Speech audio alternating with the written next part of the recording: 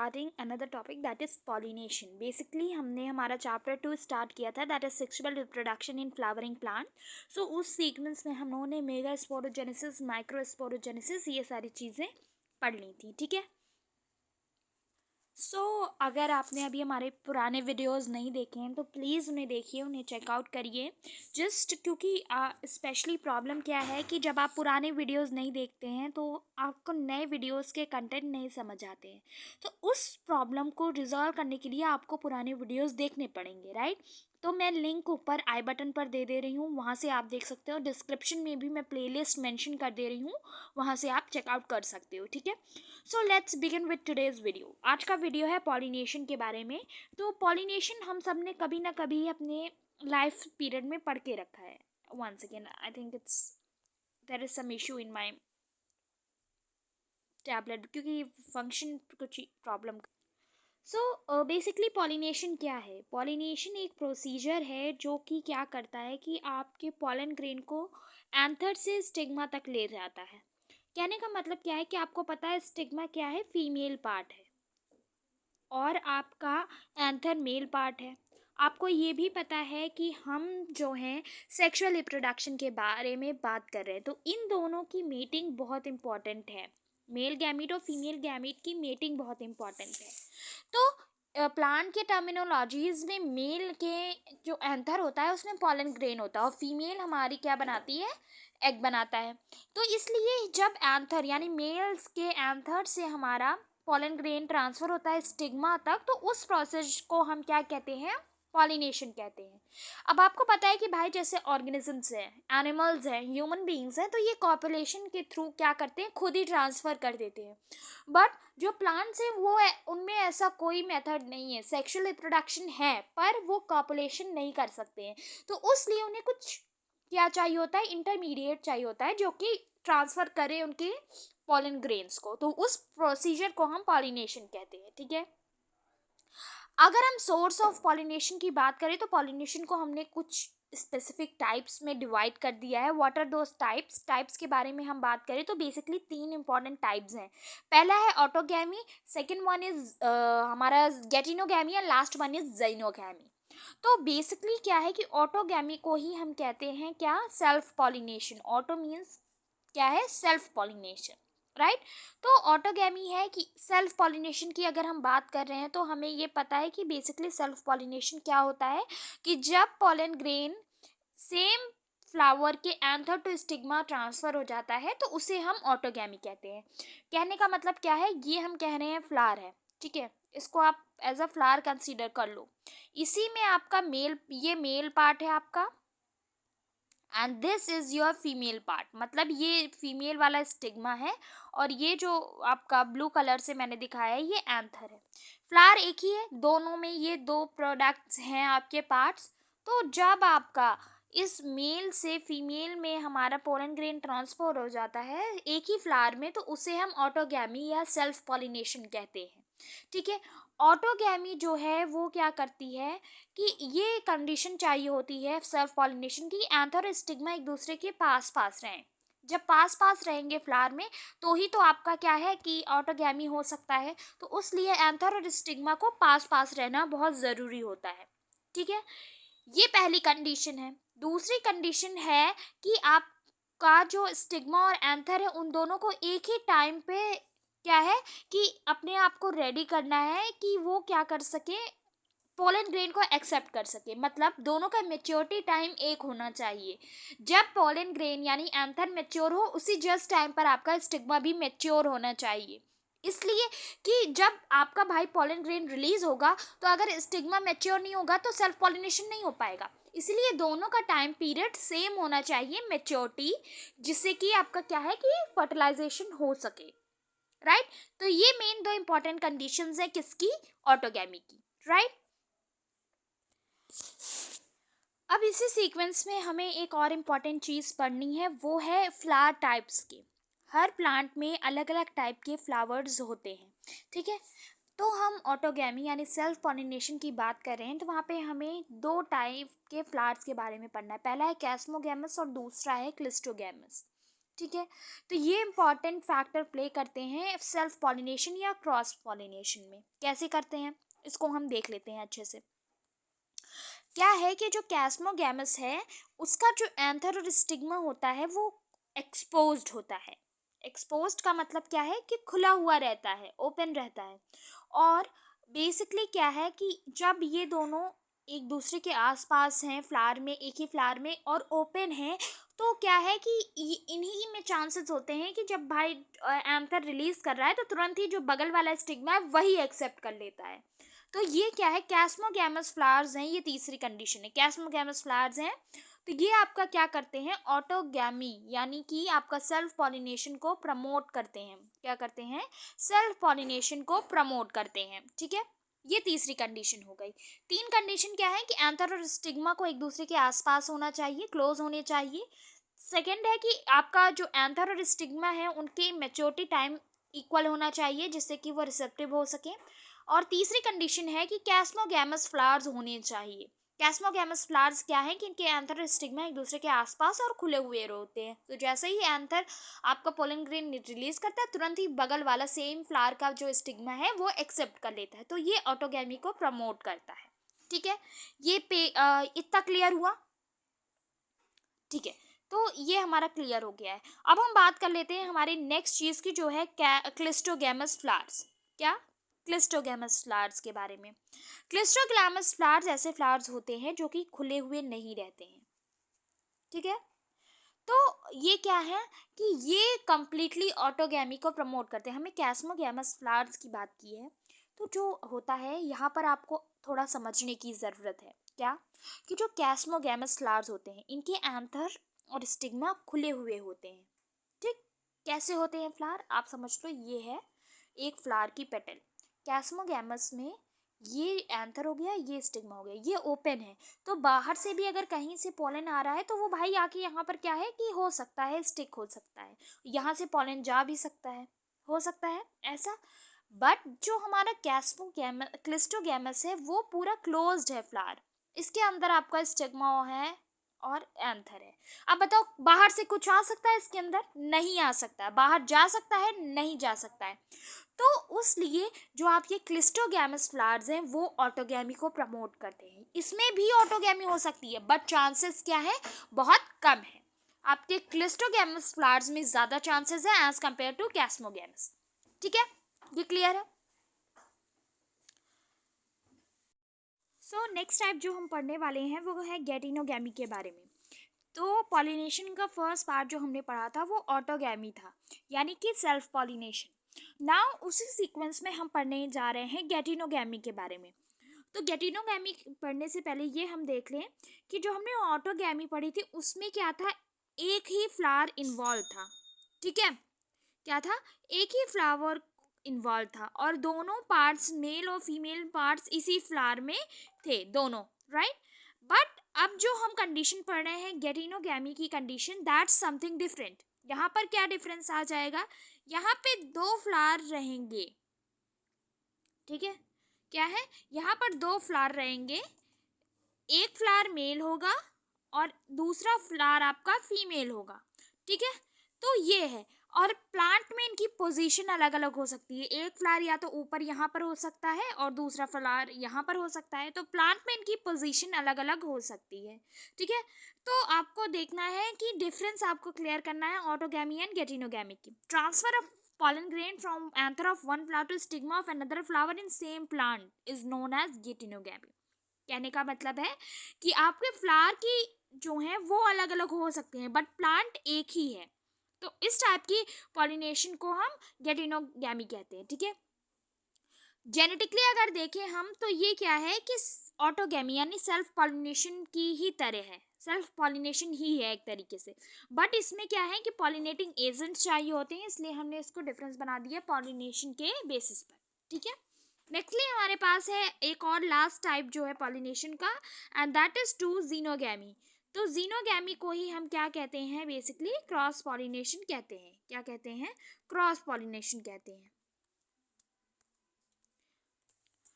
सो xenogamy मतलब कि cross pollination. ठीक है, तो जो पोलन ग्रेन इसमें ट्रांसफ़र होता है वो दो अलग अलग प्लांट्स के स्टिग्मा और एंथर पर ट्रांसफ़र होता है, ठीक है। तो इसमें क्या है, जेनेटिकली डिफरेंस भी हो गया, जैसे कि हमने गेटिनो में देखा था कि ये ऑटोगैमी से जेनेटिकली सिमिलर है, बट जीनोगैमी क्या है, कम्प्लीटली जेनेटिकली डिससिमिलर है। तो बेसिकली क्या है कि अगर हम एक जेन्युइन टर्म में देखें सेक्सुअल रिप्रोडक्शन के बारे में, तो जीनोगैमी जो है यही एक एग्जैक्ट फॉर्म में आपका क्या कर रहा है, आपको ये सेक्सुअल रिप्रोडक्शन को प्रमोट कर रहा है। क्लियर? सो हमने पॉलिनेशन की बात कर ली थी। Now we will be talking about agents of pollination. Agents of pollination का मतलब क्या है कि जैसे हमने 3 टाइप के पॉलिनेशन पढ़े थे। एक तो पढ़ा था autogamy, that is self pollination, then हमने पढ़ा था गेटिनोगैमी एंड देन जीनोगैमी। उस सीक्वेंस में इसी तरीके से हम एजेंट्स ऑफ पॉलिनेशन अब पढ़ेंगे। तो जब है कि एंथर के पोलन ग्रेन्स को ट्रांसफ़र होना है, ठीक है, तो पोलन ग्रेन्स को ट्रांसफ़र करने के लिए कोई मीडियम चाहिए होगा। क्या चाहिए होगा? मीडियम चाहिए होगा। उसी मीडियम को स्टडी करेंगे हम किसके अंदर? एजेंट्स ऑफ पॉलिनेशन के अंदर। क्लियर हो गया? तो लेट्स बिगिन। बेसिकली एजेंट्स आपके 2 टाइप के हो सकते हैं। जैसे हम 2 टाइप के बेसिक कंपोनेंट्स पढ़ते हैं। कौन कौन से बेसिक कंपोनेंट्स हम साइंस में पढ़ते हैं? साइंस में हम एबायोटिक पढ़ते हैं और बायोटिक पढ़ते हैं। उसी तरीके से एजेंट्स में भी एबायोटिक होंगे, जैसे कि एयर, वाटर, और बायोटिक में आपका क्या होगा? एनिमल होगा, ह्यूमन बींग्स होगा, जो कि एक्सट्रीमली लिविंग होते हैं। तो उस तरीके से ये चीज़ें क्लियर होनी बहुत इंपॉर्टेंट है, ठीक है। नेक्स्ट जो पॉइंट है वो दिया हुआ है पॉलिनेशन बाय विंड। अब हम एक एक करके पॉलिनेशन को पढ़ेंगे। आप ये याद रखना कि हम यहाँ पर जो पॉलिनेशन पढ़ रहे हैं, पॉलिनेशन बाय विंड मैंने बोल दिया। अब इससे आपको क्या समझ में आया कि पॉलिनेशन बाय विंड से आप क्या समझ रहे हो? पॉलिनेशन बाय विंड से कहने का मतलब है कि जब कोई प्लांट है वो पॉलिनेशन कर रहा है विंड के थ्रू, ठीक है, तो वहाँ पर बहुत सारी मॉडिफिकेशंस होते हैं जो कि कैरी आउट होते हैं प्लांट में, उसके स्ट्रक्चर में चेंज होता है, तभी वो क्या है कि आपका पॉलिनेशन करवा सकता है। किसके थ्रू? विंड के थ्रू। तो उस सीक्वेंस में हम पढ़ेंगे आगे के क्या मॉडिफिकेशंस हैं। अगर हम पॉलिनेशन करवा रहे हैं विंड के थ्रू, तो क्या क्या हमें मॉडिफिकेशन प्लांट में देखने को मिलेंगे, ठीक है। तो सबसे पहला पॉइंट जो दिया है, it is one of the most common form of pollination. तो यहाँ पे कहना है कि एबायोटिक पॉलिनेशन का एक बहुत ही कॉमन फॉर्म है कौन सा? विंड वाला पॉलिनेशन, ठीक है। नेक्स्ट जो इंपॉर्टेंट पॉइंट है वो ये है, plant possess well exposed stamens, large and feathery stigma. कहने का मतलब क्या है? सबसे पहले हम स्टैमेन की बात कर रहे हैं जो कि एक मेल रिप्रोडक्टिव पार्ट है। तो इसका कहने का है कि वेल एक्सपोज्ड रहता है। वेल एक्सपोज्ड का मतलब है बाहरी तरफ वो काफ़ी खुला हुआ रहता है, ऊपर की तरफ सिचुएटेड होता है, जिससे कि ईजिली हवा के साथ उससे जो पॉलन रिलीज हो वो उड़ सके, ठीक है। इसी सीक्वेंस में जो प्लांट रिसेप्टिव होगा इस टाइप के प्लांट के पॉलन से, उनके जो इसका स्टिग्मा जो होता है वो फेदरी होता है। उसमें क्या है कि फेदर्स लाइक स्ट्रक्चर्स होते हैं, छोटे छोटे हेयर लाइक ग्रोथ होती है, जो कि क्या करेगी, स्टिग्मा पे जो आकर एंथर गिरे, यानी कि पॉलन ग्रेन आकर गिरे, उससे क्या कर सके, ये स्टिक कर सके, ठीक है। पॉलन ग्रेन के मॉडिफिकेशन की बात करें कि पॉलन ग्रेन में क्या क्या मॉडिफिकेशन होता है, तो पॉलन ग्रेन आपका लाइट होना चाहिए, नॉन स्टिकी होना चाहिए, जिससे कि वो विंड के साथ इजीली कैरीड आउट हो सके, उससे विंड के साथ वो फ्लो कर सके। अगर पॉलन ग्रेन ज़्यादा हैवी होगा, स्टिकी होगा, तो अगर वो किसी सरफेस पर गिर जाता है तो वहीं पर स्टिक हो जाएगा, फिर आगे वो नहीं बढ़ पाएगा। मे बी जिस सरफेस पर वो गिरा है वो आप वहाँ पर उसकी क्या हो कि वो वहाँ पर उसकी राइट प्लेस ना हो, तो इन दैट केस जो आपका वो है, क्या कह सकते हो, पोलन ग्रेन है बेसिकली, उसको क्या होना चाहिए, लाइट होना चाहिए और नॉन स्टिकी होना चाहिए, ठीक है। यहाँ पर आपको याद रखना है कि जो विंड पॉलिनेटिंग फ्लावर्स होते हैं बेसिकली, ऐसे फ्लावर्स जो कि विंड के थ्रू ही पॉलिनेट करते हैं, तो ऐसे फ्लावर्स में एक इम्पॉर्टेंट चीज़ दी हुई है, वो ये है कि यहाँ पर सिंगल ओव्यूल होता है, ठीक है। और यहाँ पर जो सिंगल ओव्यूल के साथ ही बहुत सारे फ्लावर्स होते हैं जो कि इकट्ठे प्रेजेंट होते हैं। In that case that is also known as wind pollinated flowers. Clear?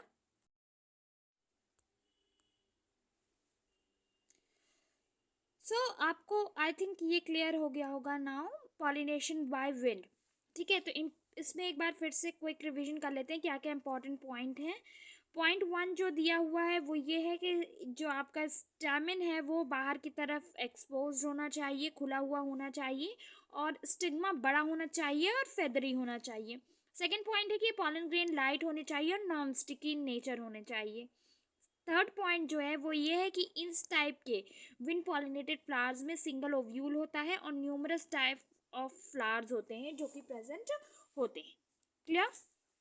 Okay, once again I think this was the earlier video when I was preparing and the topic was example।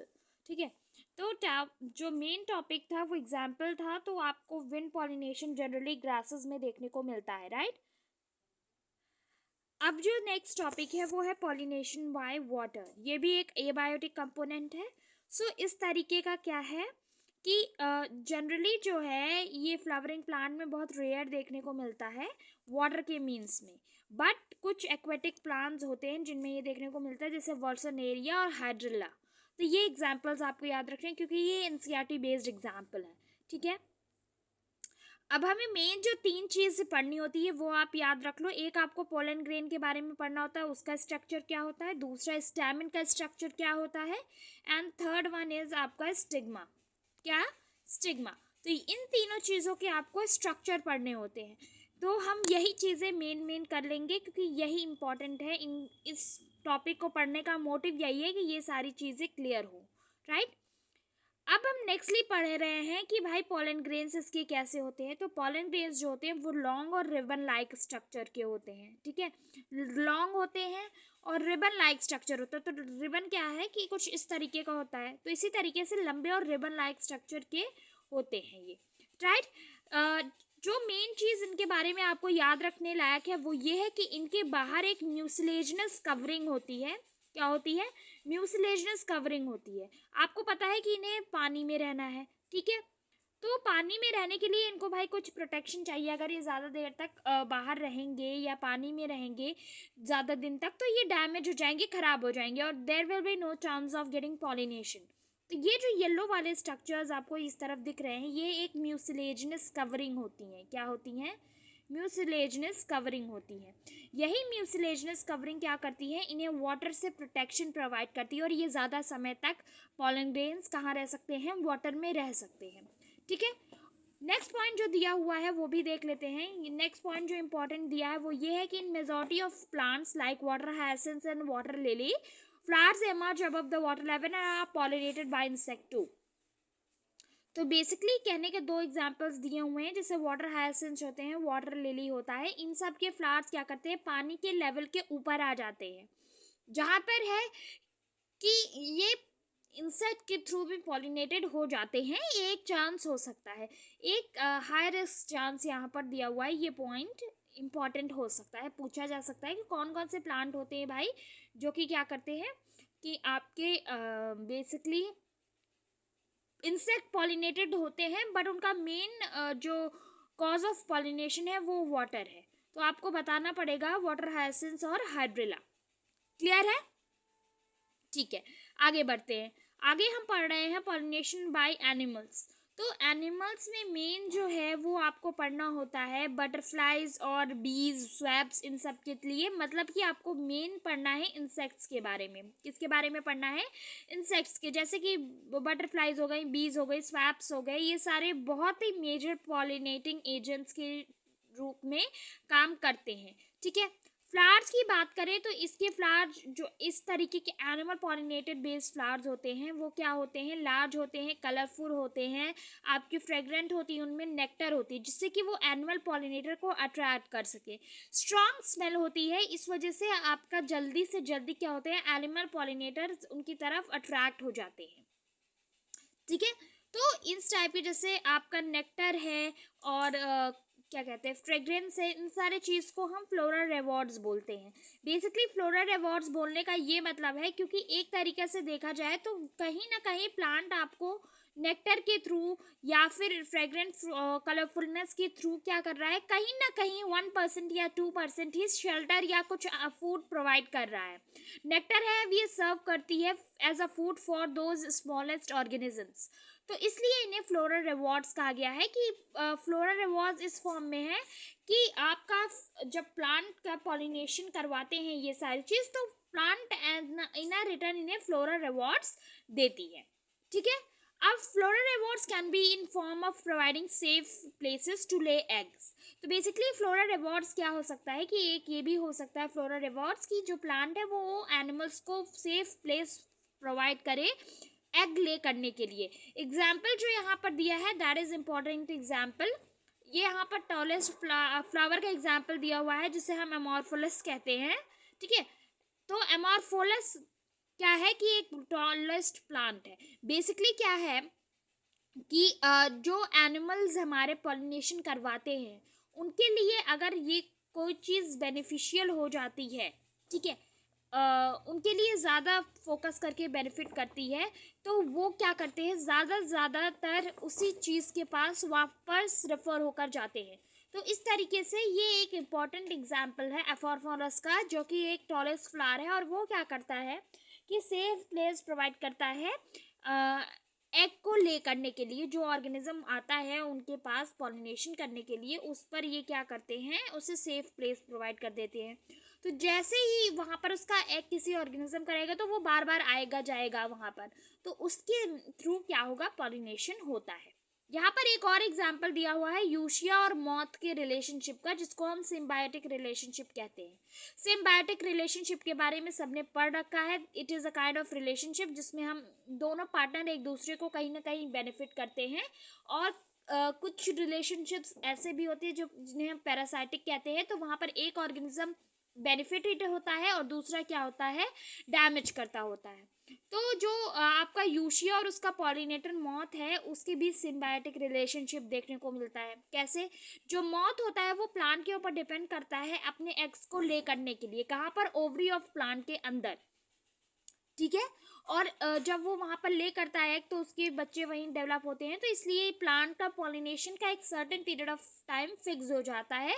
उस time पर जब भी parent जो moth है वो आएगा और वहाँ से फिर फूड लेने जा सकता है, तो उस थ्रू उस टाइम पीरियड पे आपका पॉलिनेशन हो जाता है। ठीक है। पॉलन ग्रेन्स की बात करें तो पॉलन ग्रेन्स का टाइप क्या होता है, तो पॉलन ग्रेन्स आपके स्टिकी होते हैं और जल्दी से जल्दी पॉलिनेटर की बॉडी पर स्टिक हो जाते हैं। कहने का क्या मतलब है कि जो हैं आपके पॉलिनेटर्स, उनकी बॉडी पर जैसे ही आपका पॉलन ग्रेन स्टिक हो जाएगा, अगर कांटेक्ट में आते ही स्टिक हो जा रहा है, तो उसके पॉलिनेटेड होने के चांसेस ज़्यादा बढ़ जाते हैं। इसलिए ऐसा बनाया गया है पॉलन ग्रेन को नेचर के थ्रू द्वारा कि वो क्या है कि जल्दी से ही आपका प्लांट की जो प्लांट की बॉडी है उसको छोड़कर दूसरे पॉलिनेटर की बॉडी पर स्टिक हो जाए। राइट। तो ये तीन मीन्स था हमने पढ़ा था, वाटर, एनिमल एंड एयर। तो एनिमल, वाटर एंड एयर के पॉलिनेटिंग एजेंट्स मुझे लगता है क्लियर हो गए होंगे, because they are very small and not that difficult. ठीक है। So that was all about today's content, and if you like the video hit the like button, do like, share and subscribe to the channel. Till then we will meet in soon video. Let's prepare for our syllabus now, and that's all. Bye bye, take care.